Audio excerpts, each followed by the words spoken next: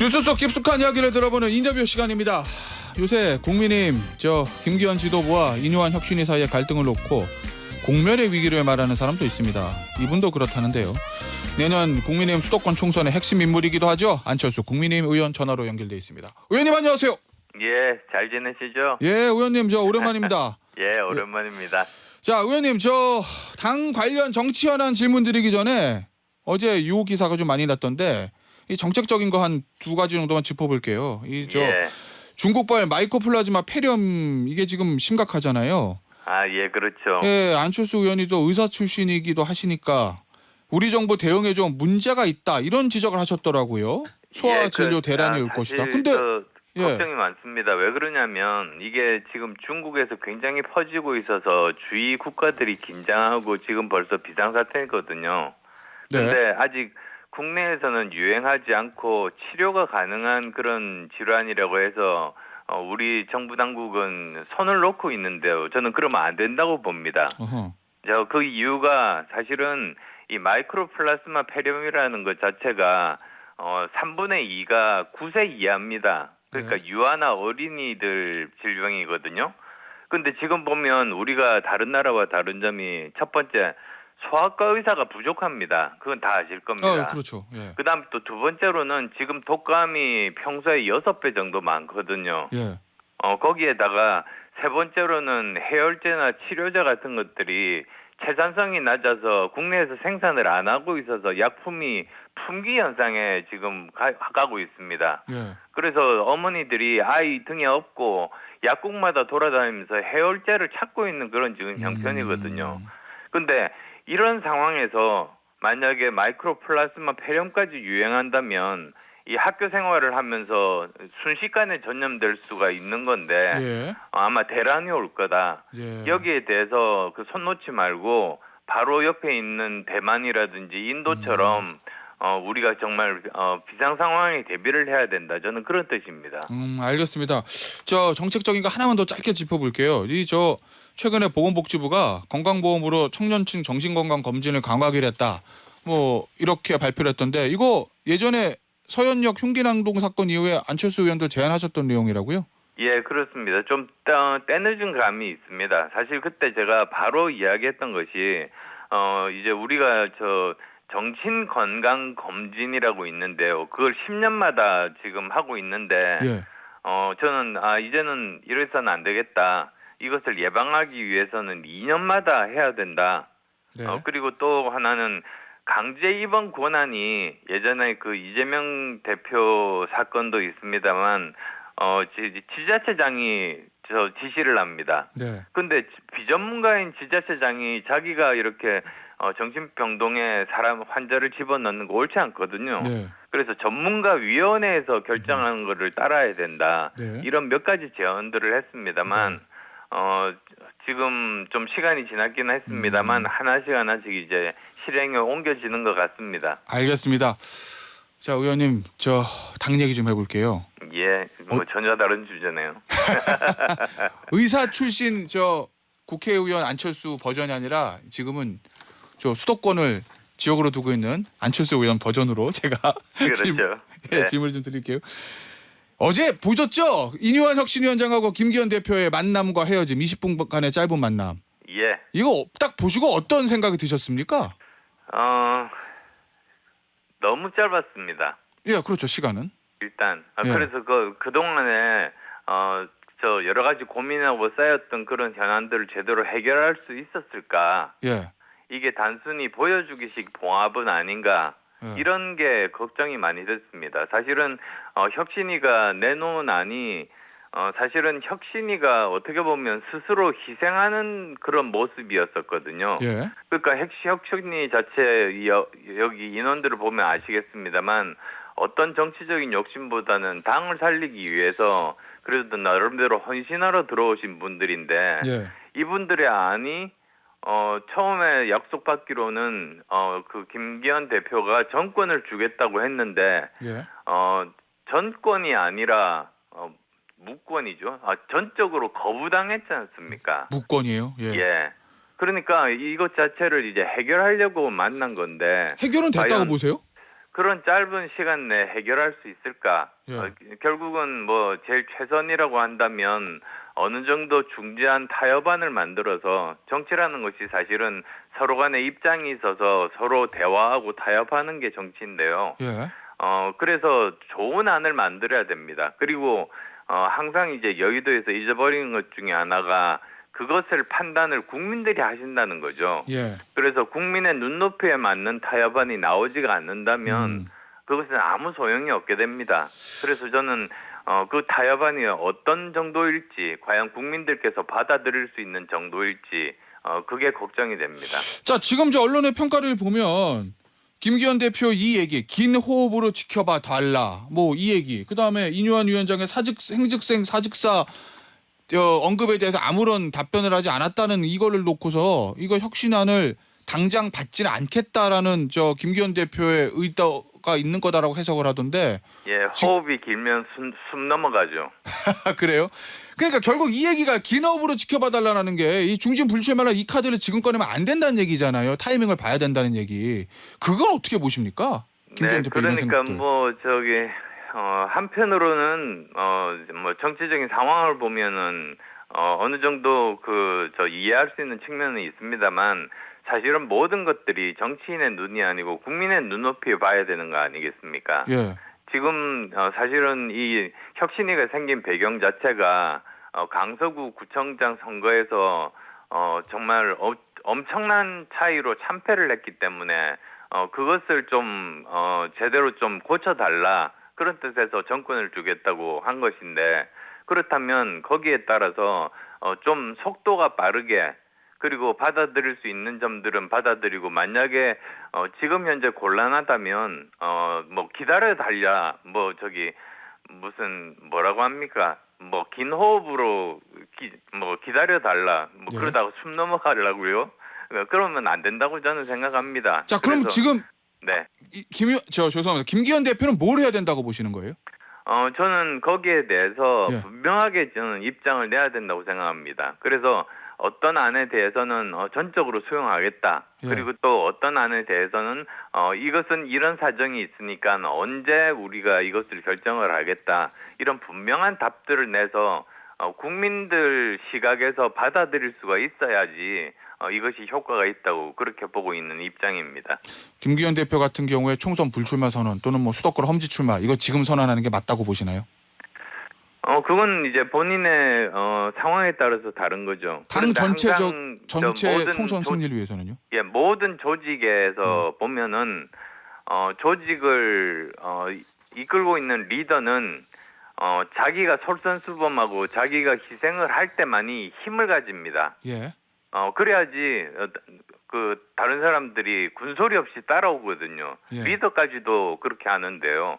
근데 만약에 그렇지가 않고 개인적인 그런 것만 생각을 하고 개인의 이익을 챙길 때 그러면 아무런 힘이 없어지는 거죠.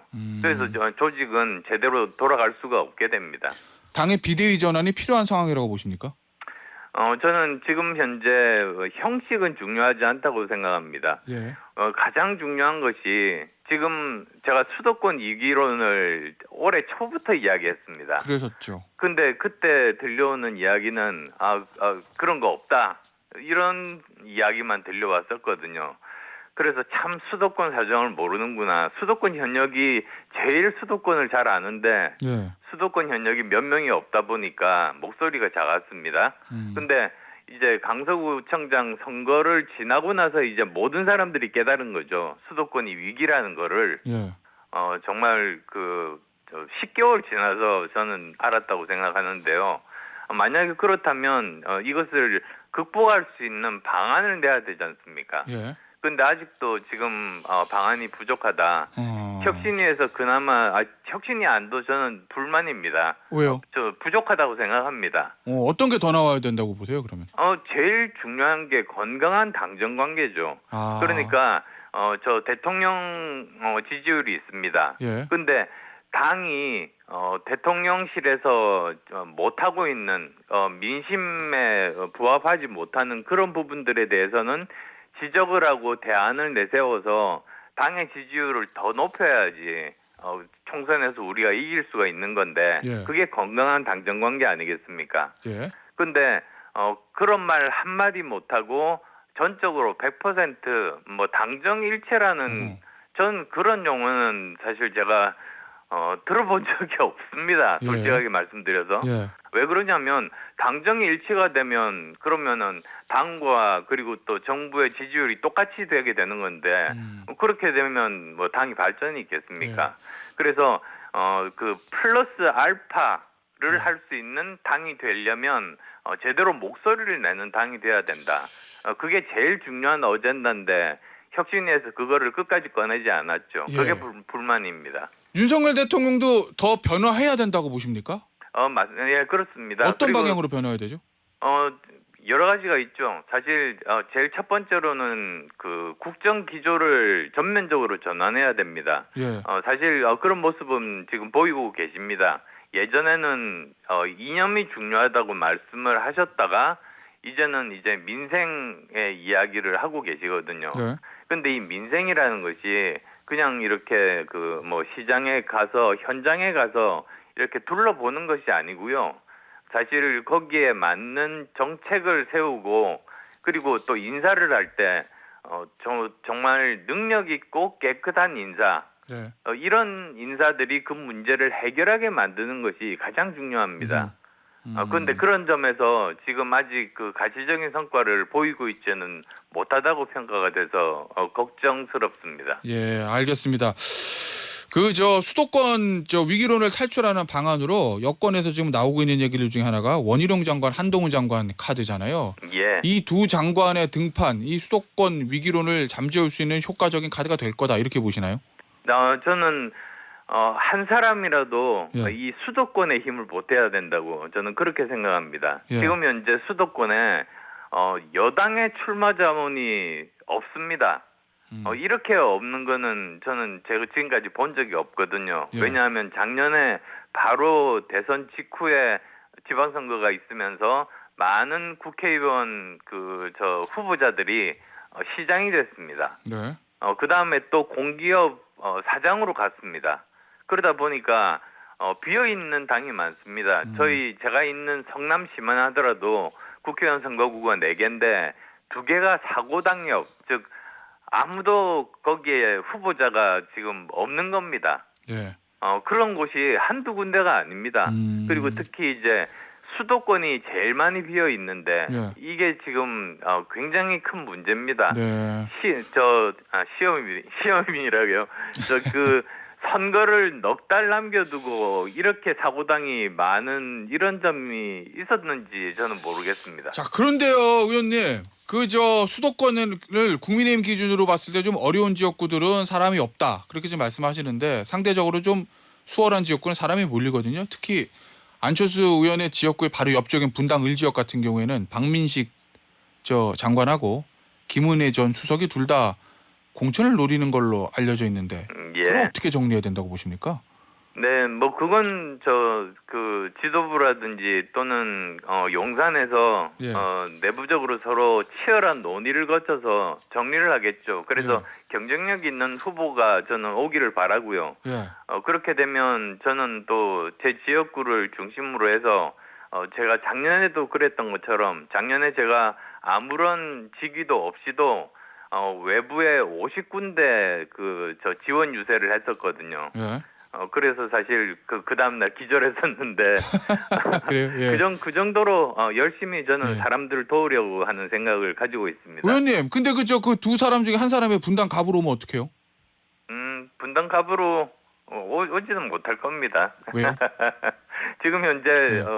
저희 지역에서 다니시는 분은 안 계십니다. 아, 그래요? 예. 네. 박민식 장관도 분당 을 출마를 노리고 있다. 뭐 이렇게 알려져 있긴 하죠. 네, 그래서 김민수 안정적인 그런 상황을 이제 관리를 하기 위해서는 지금 현재 그나마 경기에서 살아남은 의원이 몇 명 안 되거든요. 예, 알겠습니다. 그러니까 아마 전체 한 60석이라고 보면 지금 한 6명 지금 살아남아 있습니다. 그러니까 예. 그런 사람들을 중심으로 해서 그 주변을 이렇게 확장하는 그런 전략을 구사를 해야죠. 아, 알겠습니다. 이준석 전 대표의 신당 관련해서 얼마 전에 뭐 세 가지가 없어서 어렵다. 그러니까 사람과 돈, 차별화 포인트가 없어서 안 된다. 이렇게 말씀하셨던데요. 신당 창당의 선배라면 선배시잖아요. 이준석 전 대표에게 이 신당 창당과 관련해서 조언 한마디 해주시죠. 방송을 통해서. 신당 창당이라는 게 쉽지는 않습니다. 예. 그래서 사실 그 여의도에는 비밀이 없지 않습니까? 없죠. 그래서 뭐 얼마 전에 보니까 현역 의원 20명 모을 수 있다고 이야기를 한 것 같은데요. 예. 탈당할 의원이 있다면은 최근에 민주당에서 탈당한 이상민 의원처럼 탈당 전부터 이미 가능성들이 다 알려지게 됩니다. 예. 그래서 지금 현재로 봐서는 여당 현역 의원 중에 탈당할 가능성이 있다고 알려진 의원은 한 명도 없습니다. 예. 그래서 지금 사람이 없다는 게 그런 뜻이고요. 그리고 또 돈도 사실은 그때는 제가 다 냈습니다. 예. 그리고 또 그 차별화 포인트들, 그러니까 제가 생각했던 차별화 포인트는 제2의 과학기술 입국을 통해서 경제를 살리겠다고 하고 비례대표 1번을 신용현 물리학 박사, 비례대표 2번이 오세정 물리학 박사, 나중에 서울대 총장까지 되셨지 않습니까? 예. 예. 거기다가 당대표가 의학 박사 안철수니까 예. 이과 그리고 또 그 일종의 테크노크래스의 정당을 추구를 했던 건데 예. 그게 국민들에게 호소력이 있었습니다. 그런 차별화 포인트가 있어야 되는데 예. 이런 세 가지 포인트를 가지고 있는 제3 세력들이 아직 보이지가 않아서 그게 안타까운 그런 면이죠. 그래서 이준석 전 대표의 신당은 안 될 거다 이렇게 보시는 거죠? 그래서 지금 네. 현재로서는 신당을 창당할 수 있는 확률도 저는 다른 사람들에 비해서는 네. 낮게 보고 있고 성공 확률은 더 낮다. 예. 제 생각은 그렇습니다. 자, 마지막 질문입니다. 그럼 이준석 전 대표는 왜 신당을 하고 싶어 한다고 보세요? 그거야 제 마음은 알 수는 없습니다만 오히려 제가 정말 애정을 가지고 예. 지금 이준석 대표에게 맞는 신당 주제가를 하나 추천을 드리고 싶어요. 주제가요? 예. 예. 예. 뭐죠? 조용필의 그 킬리만자로의 표범 있지 않습니까? 예. 한번 나중에 혹시 모르시는 분들 찾아보시면 가사가 잘 어울립니다. 예. 그거 한번 들어보시면 좋겠다 싶습니다. 알겠습니다. 나중에 이준석 전 대표 인터뷰하게 되면 제가 이 얘기 꼭 전달하도록 하겠습니다. 예. 감사합니다. 오늘 인터뷰 여기서 마무리하죠. 국민의힘 안철수 의원이었어요. 감사합니다. 예, 감사합니다.